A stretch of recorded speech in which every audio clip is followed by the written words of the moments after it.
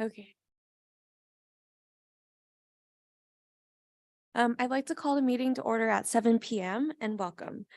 For the audience here tonight, the City of Glendora utilizes a hybrid meeting format to allow for both participation in person and virtually.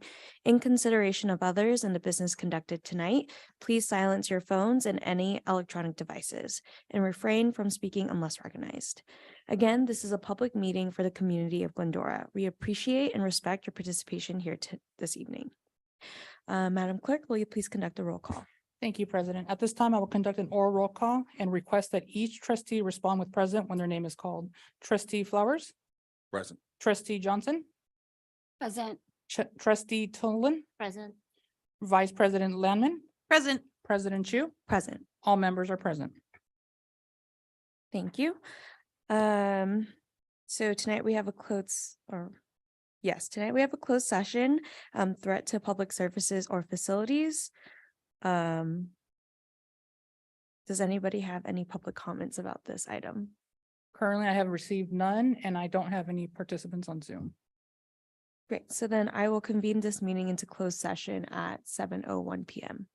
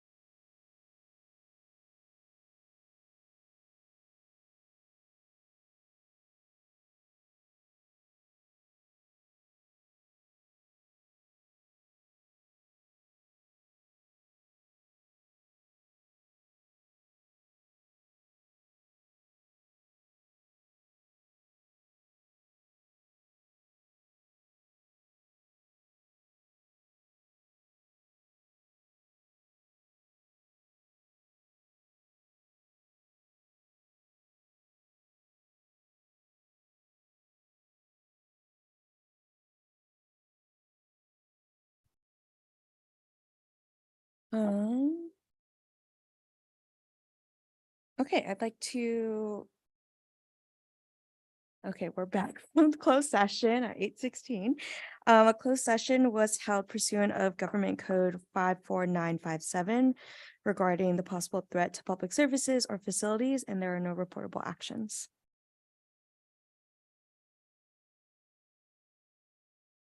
Pledge of Allegiance, Erica. Please stand, put your hand over your heart. I pledge allegiance to the flag of the United States of America and to the republic for which it stands, one nation, under God, indivisible, with liberty and justice for all. Thank you. Does anyone wish to reorder or add to the agenda? Okay, seeing no one, we will move on to public comment. I would like to open the public comment period and invite members of the public to address the library board. Speakers are limited to 3 minutes, speaking once on both on and off agenda items. All questions should be directed through the presiding officer. This is your time to speak uninterrupted. If you're in attendance, please fill out a speaker card and submit it to the recording admin before the close of the public comment period. Once recognized, speakers should advance to the podium, state your name and subject matter you wish to discuss. If you're participating via Zoom, select the raise hand icon in Zoom before the close of the public comment period. Once recognized, you'll be unmuted, state your name and the subject matter you wish to discuss. Does anybody have any public comment cards? We have received none, and there are no participants on Zoom as well. Perfect. Then I will close the public comment period. Board statements and reports. Does any trustee have any reports or announcements? Erica. I do. So trustee Johnson and we went and visited the Friends meeting that was April 25th. And there was the following discussion. So Night on the Plaza is now going to be Night Somewhere Else. And so they're locating a location because it's been recommended that gatherings over 200 people not take place on the plaza. So that will be cool to see. So it's going to mix up the event. So that was discussed, as well as the Discovery Badge art exhibit will be taking place this Thursday over on the second floor of Bidwell Forum. And it's going to be taking place between 6 p.m. and 7:30 p.m. The let's see, the kind of like the demonstration for doing a cool virtual art exhibit and combined with in the flesh winners, it's going to be there. So approximately 6:30. Okay, so it will take place around 6:30 for the demonstration on how to maneuver around the virtual art gallery. So that's exciting. And also Maggie had brought up, is the library considering doing a possible ribbon cutting and like a little ceremony for the honoring like the unveiling of the digitization project that it's the Glendoran magazine has agreed to be digitized, as well as 1927 newspapers to be digitized. So that's a cool event. So stay tuned for that. And then also there was a grant meeting that took place. And so there were 11 different grants that were discussed, and the one in particular, the very exciting one, the digitization of the microfilms and the Glendoran magazine, and who knows what else is coming. That's going to be continuous funding. So it's going to be an ongoing project. So that was a big thing. Did you want to add anything else, Trustee Johnson? Okay, all right, thanks. Thank you. Does anyone else have any announcements or reports? Okay, then we will move on to agenda item number 3, report of the library director and library divisions. Director Stone. Thank you very much. Good evening, everyone. I have a few verbal updates to the written report that is in your packet and is available to everyone online. I will start with actually a couple of comments about the statistics and then go back to the narrative portion. So I just wanted to point out that we are seeing some continuing increases in our brick and mortar visitors as we continue to recover from the pandemic closures of the main floor. We're now across a year about 3,000 visitors a week. Before COVID, it was generally a little over 5,000, but we are making progress in that healing. And we also are seeing slow returns of our volunteer corps as well. In terms of things like the information request statistics, we still have to dig into those a bit, but I think it might be interesting for us to try and figure out if some of that is because with the building now open and people returning to it, if our self-service opportunities mean that they do not need to rely on staff as much as they had in more of the more immediate recovery period right after the pandemic. So we can dig into some of that and see if we can establish whether that's the case. And then I also just wanted to comment that as we've seen for some years now, the gathering opportunities around the world of ideas, the events, the programs themselves, that chance for people to come together around information, those just continue to grow. So wanted to make a few of those comments before going back to the narrative part of the report. Some updates to that.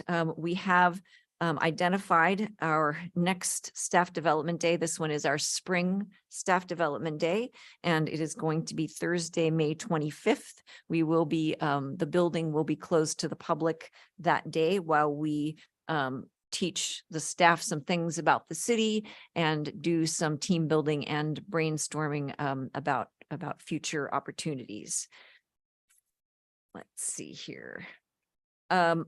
I wanted to mention that we're making progress on the mobile shelving that was grant funded by the Friends Foundation, and I thought I'd bring up management analyst Elke Cathell to tell you a little bit about that.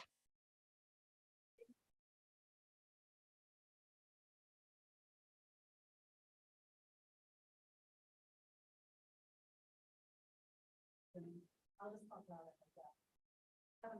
So yes, this has been a very long ongoing project, so I'm very happy to come to it again. Oh, thank you, Craig. Yeah. We're having a good time tonight. So thank you again. Happy to move this project forward now. It's been a long time, very long project. We went before council on May 9th to approve the purchase order for the mobile shelving, and we're actually getting 32 mobile shelving units. Very excited. We have to still decide on some of the colors for the units themselves. And once that's decided, it'll take about 6 weeks to get those. We are actually already working with the staff, doing some brainstorming as far as what kind of material are going to be on that shelving.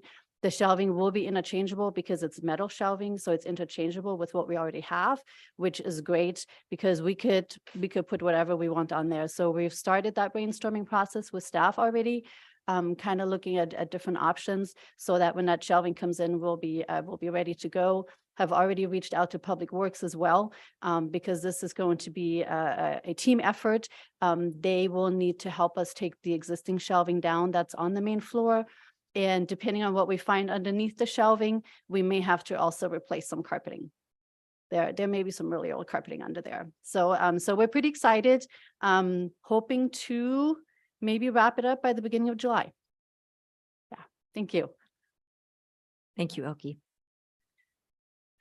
So as you've already heard, we did have a meeting about the newest round of Friends Foundation funding. That would be for next fiscal year. We had a meeting on May 9th about that.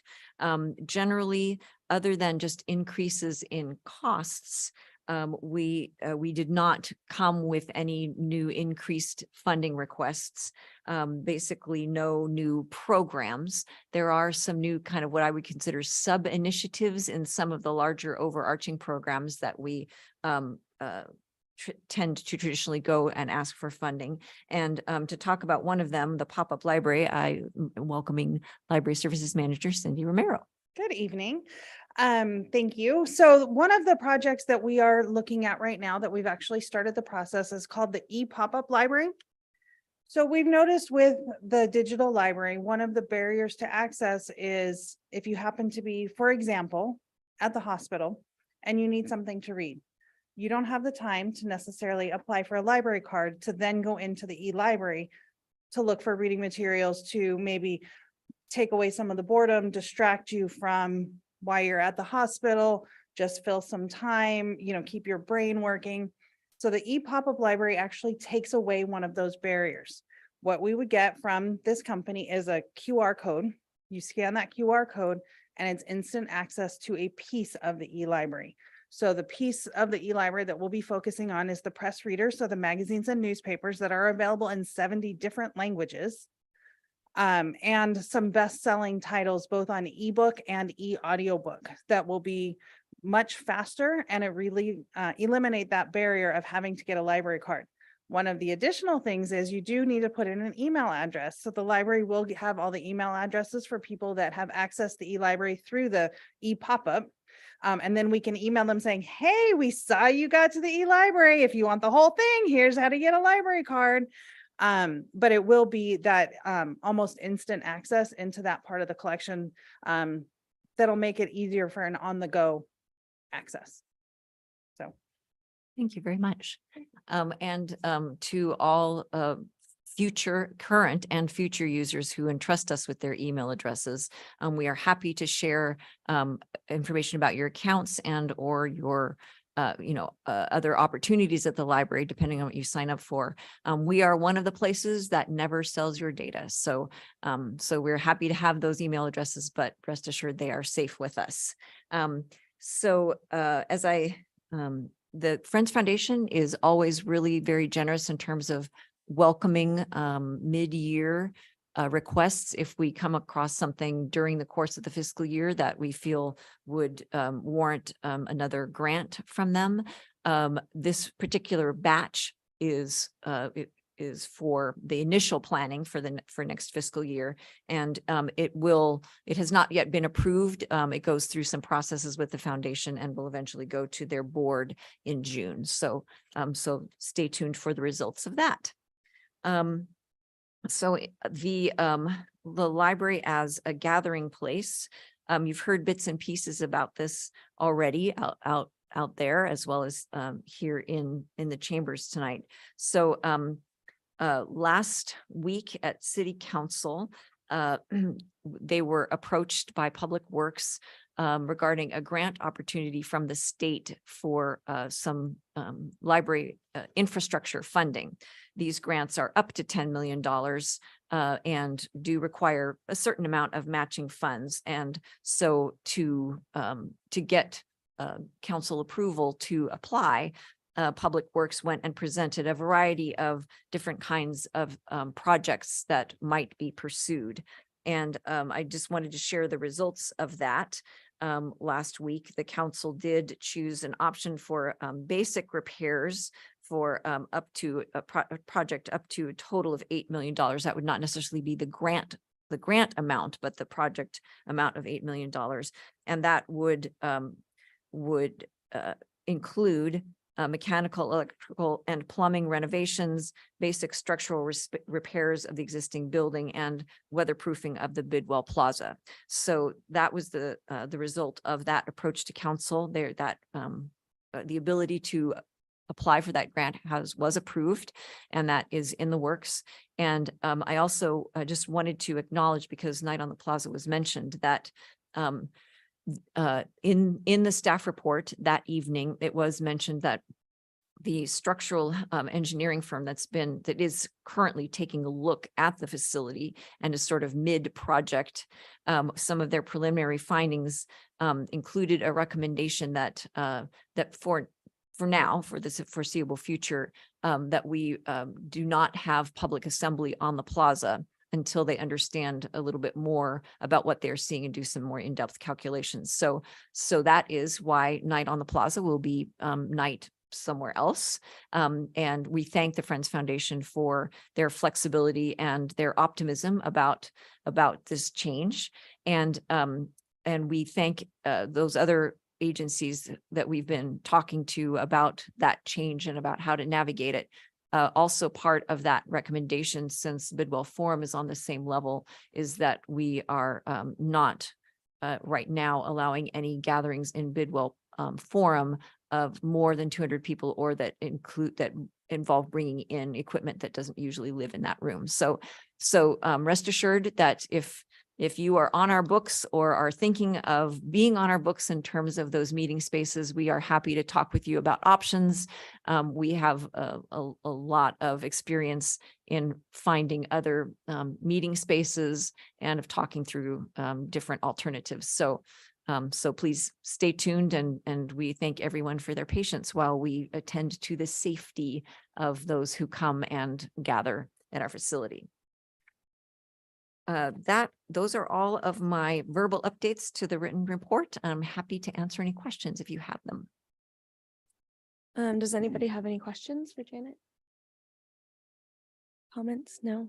Well, fingers crossed on that grant. Hopefully we get that. And I also love the e-library pop-up. Can you remind me again how, is there a company that's helping with that? So yes, one of the vendors that we work with to actually purchase some of our print materials and the press reader database is basically the coordinator. They're the ones that are putting this together. I see. And this was, so we're paying for this? Yes. Through The Friends Friends Foundation Friends funding. Foundation. Yes. Okay, got it. And what's the vendor called? Baker and Taylor. Baker and Taylor. Okay, great. That's all the questions I have. We will now move on to special items. Agenda item number 4, strategic framework review and strategic responses update for April 2023. Director Stone. Thank you very much. So just a reminder that that we bring these to you during the course of the year when we have 3 months worth of data. Of course, you get mid-year and end of fiscal year wrap-ups that cover a longer time frame, but every 3 months we come to you and just talk through some of the wins we have had regarding our strategic framework responsibilities. So tonight, next slide, please. And next slide, please. And next slide, please. Thank you. So as usual, we start off with what I call proximity surfaces. This is basically based on the idea that people, human beings having bodies, need to be actually geographically nearby data, whether that means books or whether that means the ability to use online resources. They actually need to be proximal to the world of ideas. And so that's one of our responsibilities, to make sure the ideas are where our public is. Next slide, please. So some of our wins since we reported to you last, since February of 2023. As you know, the community now has access to over 100,000 new ebooks and audiobooks through a statewide program. And we just wanted to share that we have been doing some brainstorming with staff, both to establish what kinds of print materials we might be able to send out to locations in the city where those ebook users would be, that would enable those ebook users to use those ebooks where they are, and how to make that happen. So part of it is to create that connection for the public, and part of it is also to practice this idea of asking questions about where our public users are and the most likely places to reach out to them. So this describes a little bit about that process that we went through with staff, and we hope to see the results of that in the coming weeks. Next slide, please.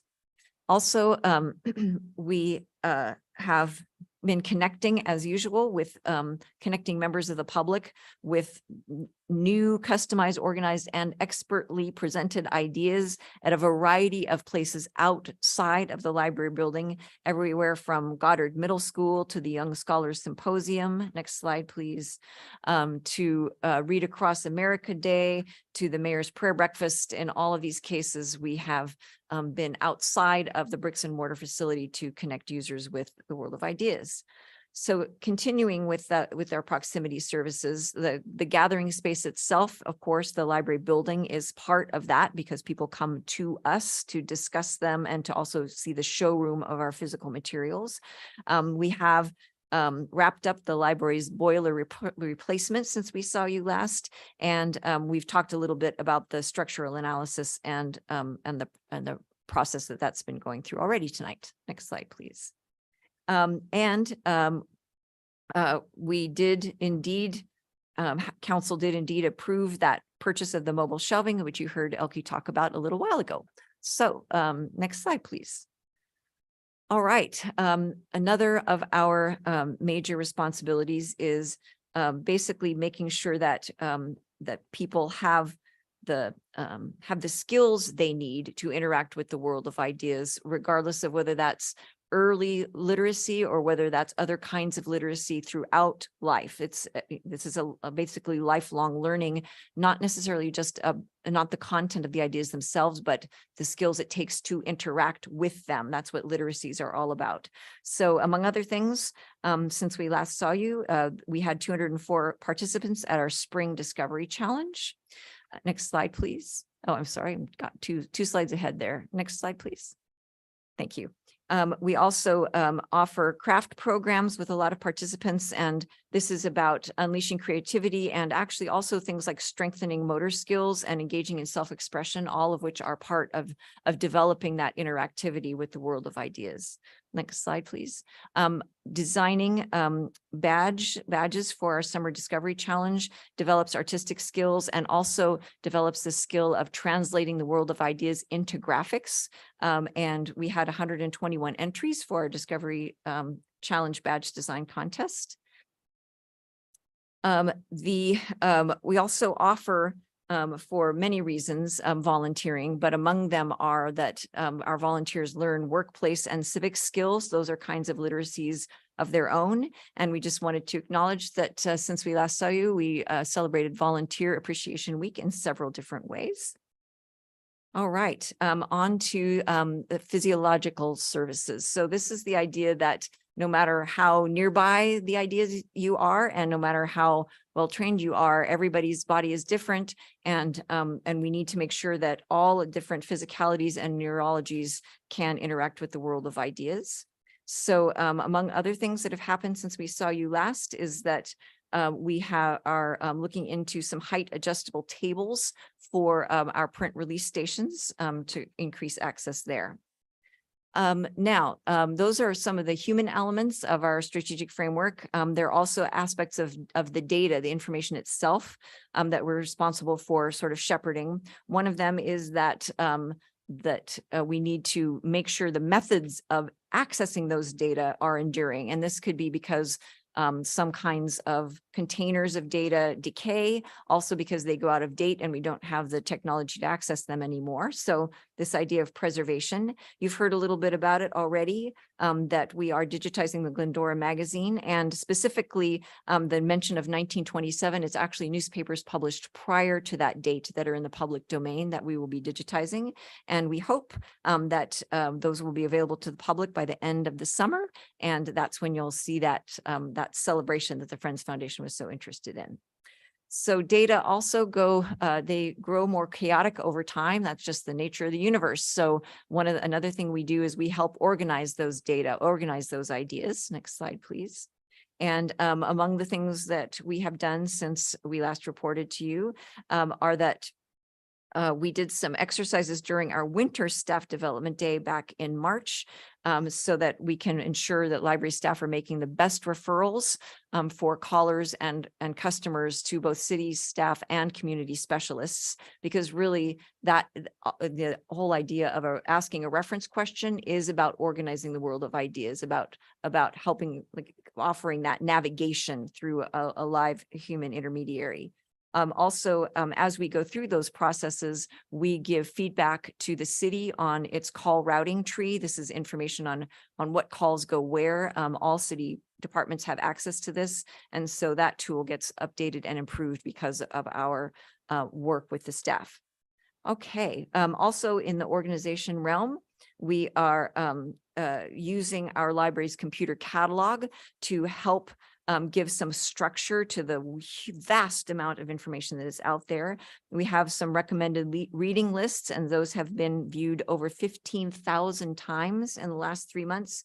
And also, we also have information on enhanced materials like read-alikes and series information, and those have been accessed hundreds of times as well.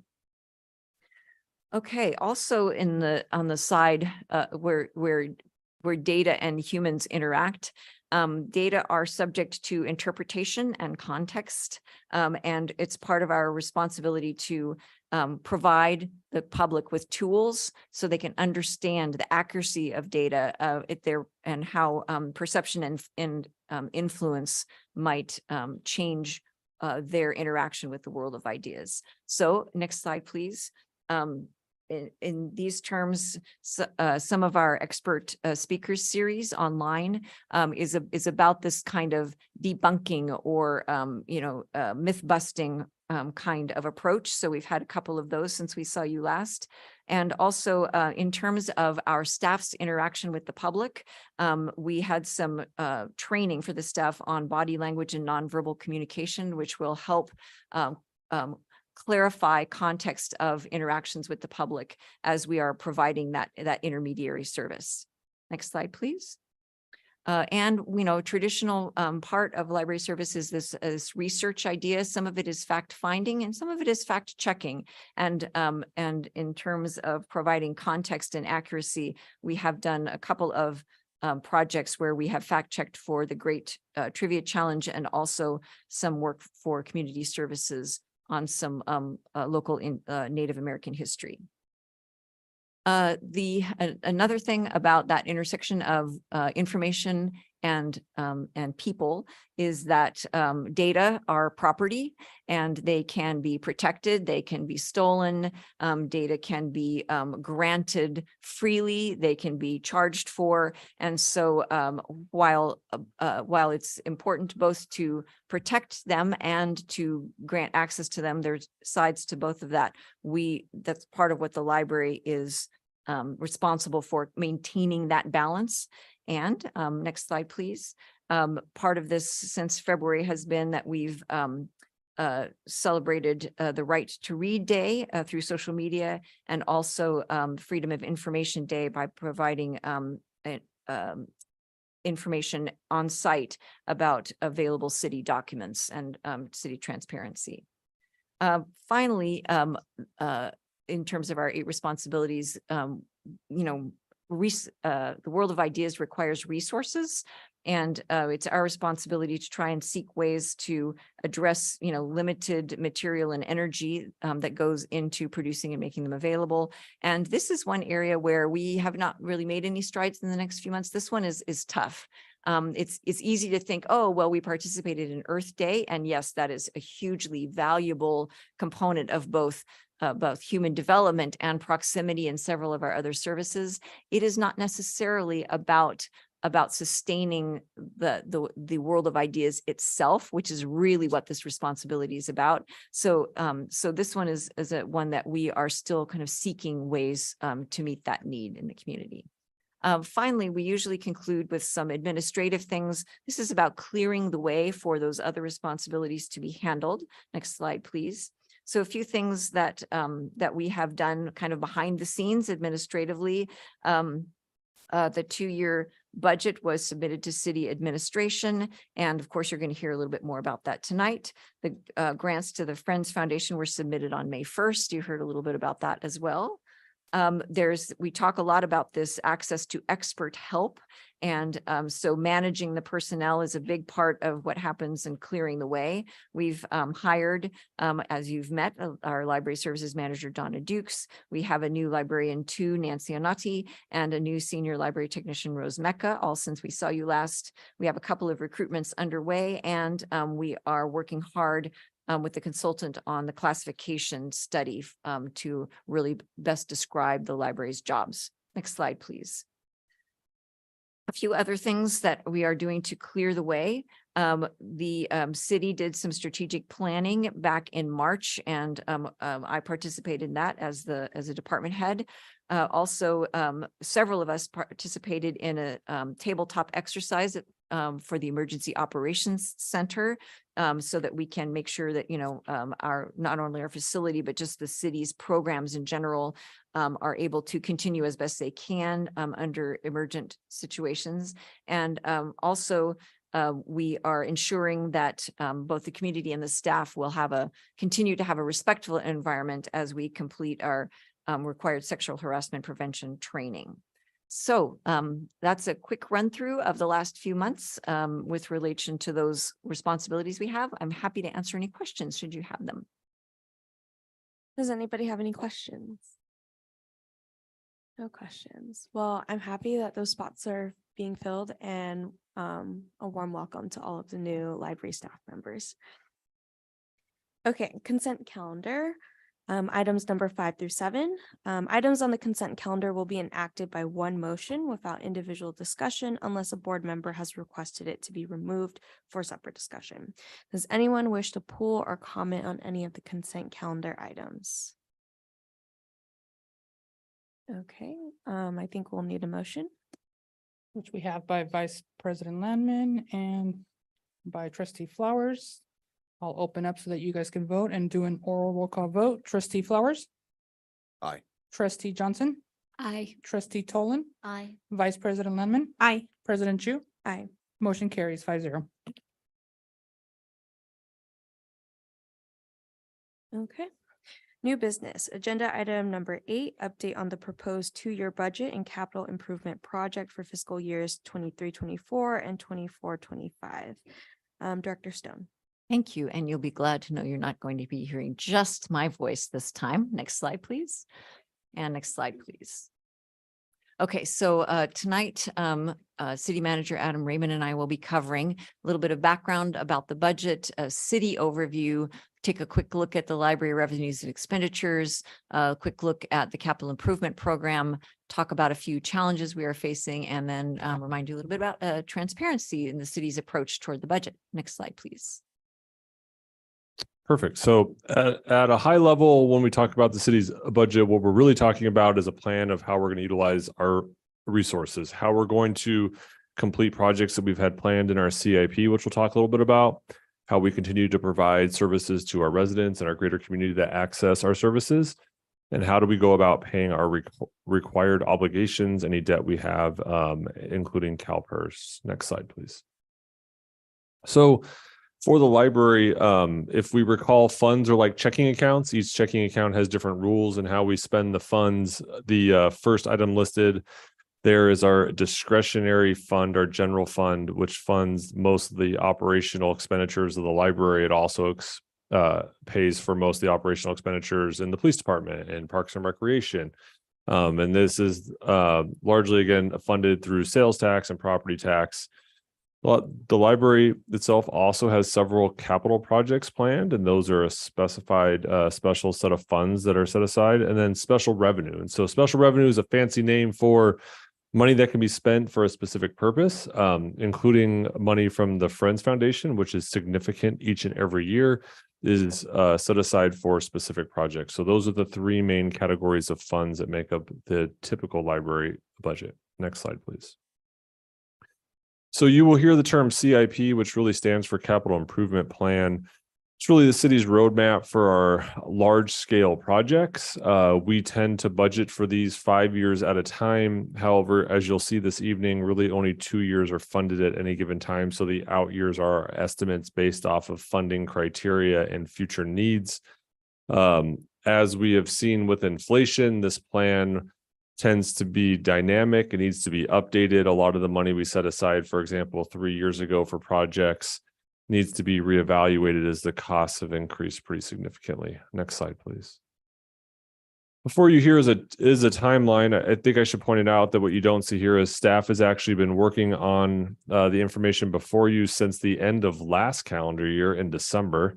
That's that fun time for the finance staff where they're in the middle of one fiscal year. They're wrapping up the audit for the previous fiscal year and planning for the next fiscal year. So what you see here is a culmination of a lot of input and data sources from both departmental staff, finance staff, and all of our vendors and consultants that are watching what's happening in the economic marketplace.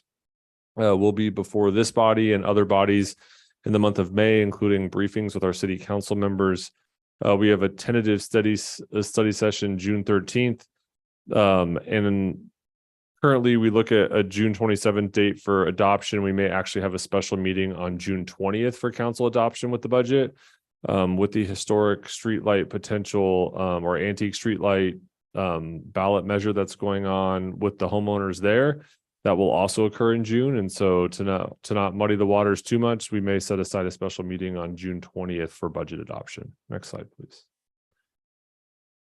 So in your packet this evening, you have a much more robust layout of Measure E. And what this really shows is how much money is coming in through the Measure E, which is a 3/4 cent sales tax. It's been around now for about 3 years. And really what we want to pay attention to is the top percentage. And what you'll see is staff is projecting a flattening of the growth that we had seen. Both from an inflationary standpoint and then from a growth standpoint, what isn't here and what's in your packet this evening is some of the salaries and benefits that are paid for out of Measure E, which are largely public safety related for our community impact team. And then you see transfers out, including our capital improvement plan. That helps funds a lot of our discretionary projects and including those in the library. So the key takeaway here is money in Measure E is still pretty significant at a little over $9 million a year, but that our estimates for future growth are slowing down. With the presidential election in 2024, magically the economy changes, either good or bad during that time based on consumer estimates. We always say if the economy made sense, it would never ever slow down, but it's so much predicated on human behavior that it's so hard to predict. And so we're generally pretty conservative in our estimates. So just something to keep an eye out for. Next slide, please. Again, this is an oversimplified breakdown of the city's general fund. I think what's really important to note here is that we continue to have small surpluses projected in what we're doing. The city continues to maintain fiscal reserves of 45% of operating costs, which is very significant. There's, in case something happens. And what you'll really see here is revenues again, overall, we're showing a slight slowdown, including in some years, which we're having a decrease in some of the revenues. We use several economic data sources to come up with these estimates. And so while we don't have a crystal ball per se, we definitely use some estimates. And so the good news is, even despite some of the slowing of revenue that we anticipate to happen, and while expenditures are increasing, we are still in that surplus for a multi-year period. Next slide, please. So oftentimes when we talk about challenges, people oftentimes, immediately jump to what could potentially be bad news. And that's really not at all what this is. It's just things that we need to be cognizant of. In a city, our goal is obviously to provide the best services we can to our community. And these are challenges or hurdles that may be in the way and things we need to navigate as we move forward, which is a lot of the time why we have a 2-year budget and we have long-term estimated spending plans that we just showed you in Measure E and the general fund. CalPERS is a city's retirement system, and as well as the majority of cities in the state of California. We get estimates from CalPERS and cost changes 2 years in arrears because of how they do their actuarial assumptions. We like to say that CalPERS is a layered cake. Some layers add costs while some layers magically decrease costs, but every year it changes based on actuarial assumptions and rate of return. 2 years ago, CalPERS returned 21%, for example. In order to meet their annual projections, they need to return 6.8%. The following year, 1 year ago, they lost 6%, which is really like a loss of 12.9% if you think about what they are supposed to earn. And this year, remarkably, they're actually about 1 to 2% in the positive, but still less than their anticipated projections, which creates additional expenditures for the city a couple years down the line. However, because the city issued a pension bond at the time when it did, and because the 21% rate of return was with the pension bond funding there, the city's ultimate long-term liability, even with losses, is not going to be terribly significant. And that pension bond saves us about $1.3 million a year in operational costs, because what we're paying for interest rate is about a little less than 3% on that funding, as opposed to an effective interest rate from CalPERS, their estimated rate of return of 6.8%. As you may know, the city actually has employment contracts with all of its bargaining units that were about 3 years long. They all happened to occur at the same time this last cycle, and we got through it. As you've seen from the staffing with the library and the current project for an analysis of staffing and compensation models, we're really doing our best in a tight competitive market to be as competitive as we can. Are we ever going to be Pasadena or Irvine or Newport Beach in employee pay? No, we're just not. So, but when we do lose employees, the last 2 years, 95% of them are going for a promotion in larger agencies. It's just kind of the nature of the beast here. So what is not in the 5-year outlook is employee compensation changes in the out years. It's also why we're so conservative on the revenue side of things. We want to make sure that we have a path forward in which to work with our employee groups. In all honesty, just really quick with employee groups, we had what, after the Great Recession that occurred, it's crazy to think almost 10 years ago now as we're approaching it, we had people that held off retirement, and then we had the term the silver tsunami, and we had a lot of retirements. And now we just went through the Great Resignation, where over 3/4, we had the largest percentage of the American workforce quitting their job in recorded history, and it happened 3/4 in a row. So we continue to fight that fatigue.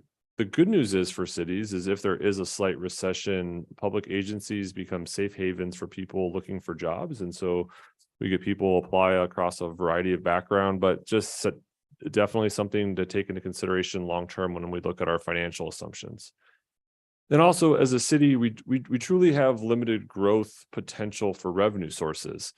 Property tax, for example, is one of our main revenue sources in our general fund outside of sales tax. And well, if there's not a lot of houses for sale and they're not turning over, the overall estimated value of your property doesn't go up as much as it has in previous years. So we're not going to see that 8% growth in property tax revenue. We're more along the lines of the 1 to 2% again. Same thing with sales tax. When gas prices are higher, the city receives more revenue in sales tax. And as inflations begin to wane a little bit, which is a great thing, we'll get a truer idea of what actual taxable sales are.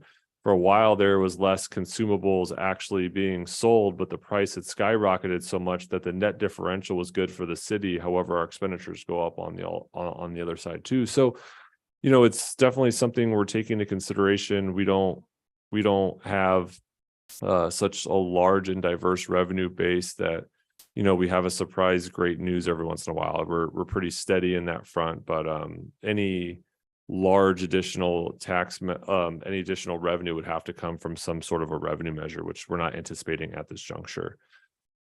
State and federal mandates. So anytime in the state of California, which currently is projecting a $31.5 billion shortfall occurs, they tend to find a way to take money from cities. If you've heard the term ERAF 2, triple flip, the loss of redevelopment, you name it, that is all a state action predicated to take monies away from cities, oftentimes under the auspice of providing funding to schools. And so we don't know what's coming next at the state level, but assuredly they'll try to find ways to take money away from cities.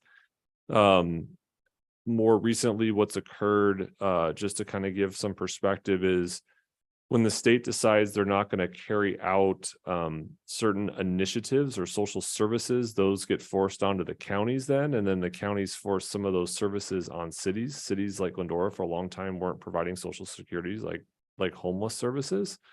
And as all of you are well aware, the city spends well over $1 million a year now dealing with homelessness costs. So there are other impacts from policy decisions at the state and federal level that we'll continue to deal with. And then infrastructure needs. Costs for infrastructure have been incredibly difficult to budget. They've increased in ways that we cannot imagine. The cost of concrete and asphalt has more than doubled in some cases. We had some street projects that came back $1 million over budget, because inflation over an 18-month period did things that we just could not even fathom. And so the city does have quite a bit of infrastructure requirements. As you just heard earlier this evening, we have some capital facility requirements for the library that we need to address, and we're looking forward to find creative ways to do that. But other areas of the city also are in need of infrastructure repairs. So at a citywide level, what we're doing is trying to find ways to co-term water projects with street projects to stretch those dollars as far as we can. With the Gold Line and L Line coming in, we try to do our fair share to get some additional water and street repairs done with that project as well. So we're doing our very best to stretch those dollars as far as we can. And lastly, changes in the economy. So while inflation appears to be somewhat under control, the monetary policy at the Fed has created an interesting impact with potentially the housing and turnover. So there's always something to keep your eye on. So your finance staff here at the city does a tremendous job, and so does your library department, helping with their revenues and expenditures as well. Next slide, please. So really I know we talked a little bit about some of the challenges, but as you saw from the slide that was there, the city is actually in a really good financial position, all things considered. I think you may have seen news lately in some of the surrounding cities that are facing already shortfalls in their budget. They're looking at having to make service reductions. And what we have really tried to do, what the council has tried to do over the last several years, is put money away for pension stabilization funds in case there's a spike, so we're not making drastic decisions. And so this board can be assured that the city finds itself in a position where if the economy changes overnight and we're headed for a significant recession, we've really bought ourselves 12 to 18 months to make logical decisions moving forward. It's a really wonderful position to be in. Our general fund has a AAA bond rating, one of less than 20 cities in the state of California to have such a bond rating. And so staff overall has made conservative requests. Staffing requests are not out of bounds. Our employee compensation is in line with surrounding agencies, and we continue to try to find ways to stretch dollars. So the city's really positioned from a global perspective in a manner of which we're going to be able to address whatever's coming down the pipeline. Next slide, please. Thank you very much. So on to some library specifics. This is a table of authorized positions that at least as of this writing, we can expect to see in the budget documents going to council. I want to just comment on a couple of things, not only for us here in this room, but anyone who's viewing, is that full-time employment is calculated as 2,080 hours per year. And many library staff work part-time. So when you see this FTE, full-time, it means a full-time equivalent. And basically it's a way of describing all the library hours as if they were full-time jobs. So you take those total hours and divide them by 2080, and that's so as if all the jobs were full-time. However, the number of people actually staffing the library may fluctuate because we have so many part-time staff making up those full-time equivalents. We are, as you can see, not expecting any changes to our FTE, our full-time equivalents, in this 2-year budget. If at the bottom, you notice that there's a shift of funding between the general fund and the Friends Foundation, that just reflects their kind of continuing shift, the foundation's continuing shift away from staffing as a Friends Foundation funding priority. So the general fund is taking on more of that. Next slide, please. All right, so revenues, the money that we bring in, Just a few things to note here on this table. First of all, this does include the estimated foundation grants, although that process is still pending. So just a heads up about that this is a kind of a prediction here. The largest impact to revenue that you'll see is the project-specific mobile elements grant, which we are not applying to renew. Obviously, we're, so that's a change year to year. And finally, just wanted to confirm that your recommended cessation of overdue fees, which is pending council approval, is reflected in the library fees reduction here. So let's see, next slide, please. So on the expenditures side, what you see charted here reflects a few different things. One is that there are increased just in costs. You've heard that more than once. And that it includes, but isn't limited to, costs for personnel, postage, utilities, our electronic resources, and just general inflation. They're also, again, reflecting the project-specific mobile elements grant, which we're not applying to renew, and so won't be expending, obviously. And then you see a capital improvement program equipment funds in there. That figure is $55,000 is for new chairs for the Bidwell Forum. Everybody who attends long meetings there will be very, very grateful for that. So next slide, please. Okay, so the capital improvement program stuff that you see here, I mean, really, I think the main thing to talk about is what I referred to earlier in my verbal update to the director and division reports, is really that the main focus, of course, for capital spending for the library is based on this, the structural needs, the mechanical, electrical, plumbing, and the plaza weatherproofing that they are seeking that grant for, that was just approved last week by council. So although you see these projects and they don't necessarily, this list doesn't necessarily reflect that stuff, you can be assured that there is definitely a lot of attention being paid to the capital improvement and care of the library. On to some challenges. This takes its kind of different approach. So first of all, as we're talking about, the aging bricks and mortar of the building itself is a continuing challenge, and the city is looking at a variety of ways to both quantify what the impact of that aging is and figure out what needs to be done about it and how to pay for that. Another one, and this one is a recurring theme in our challenges, is this idea that to support the strategic framework that we have, we need to have kind of an ongoing community conversation, a feedback and survey sort of data culture, where we are in a variety of ways collecting information methodically from our public about where their gaps are in the services that they need. And this has been not entirely on hold, but has been difficult to pursue while we have been down staff in our management team. And we are looking forward as the years progress, now that there are all of us here, actually with us even tonight, that we'll have some bandwidth for really starting to pursue this. It's also something that we need to grow upward from the staff itself. It's not just a top-down thing. And we have, from different perspectives across the last year, been down about 25% of our staffing hours. At times that's been part-time, at times that's been full-time. And so as we flesh out the staff who are actually not just on budget, but actually those positions are actually filled, we should again have some more bandwidth for that. But that is something we acknowledge still needs to be launched in support of or strengthened really in support of the strategic framework. Another one that prior slide, please. Another one that will be bolstered by the increase in our staffing levels. Not that we are budgeting for more staff, but we're just able to fill those vacancies, is that we really need to continue growing in our regional, state, and national sort of leadership. because in this global information world, a lot of things that impact locally our world of ideas are actually happening on a regional or even global scale. And we just need to make sure that we are representing Glendorans with a voice at those tables. So this is something that is in our pipeline, and we're really looking forward to pursuing it as our staff fills in. And finally, I've added this one. We've talked about this for some time.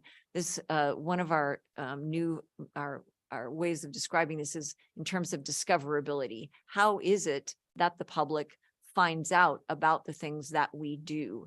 And we really need to identify some expertise for this. And we are, continuing a dialogue with the city about how to get that expertise on staff, either at the library or elsewhere in the city, and how to describe it and what kind of job level that is, so that we can have a really intentional way of making our services known to the people who need them.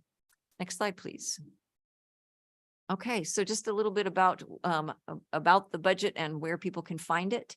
The budget documents themselves, the budget in brief and budget by the numbers, those two are nice sort of synopses, sort of executive summaries of the budget. The audit report that's done every year and something called the popular financial report, all of this stuff is on the city's website. Next slide, please. So what we are asking tonight is suggesting that you receive and file this update. I don't know if Adam, did you have anything else? So we're happy to take questions in the meantime. Questions, comments, concerns? None? All right. Okay, I think we need a motion to receive and file. So we have a motion by trustee Flowers, seconded by Vice President Landman. I'll open up so you guys can do a vote, and I'll do an oral roll call vote. Trustee Flowers. Aye. Trustee Johnson. Aye. Trustee Tolan. Aye. Vice President Landman. Hi. President Chu. Aye. Motion carries 5-0. Okay, last thing, board and staff closing comments. Do any trustees or staff have any questions or closing comments? No? Yes. Yes. Sorry. Okay. So trustee Johnson and I were busy planning the basket for the night somewhere else. And then also it's very exciting. President Chu and I were going to head out next week to check out Serving with a Purpose, May 23rd. So that'll be cool. And I also wanted to thank everybody again. I had not thanked the staff the last board meeting when we got the little succulent. So that was a very sweet gesture, and thank you very much. I appreciate everything that all of you do every day. So thank you. Thank you. Okay, then I will adjourn the meeting at 9:13 p.m.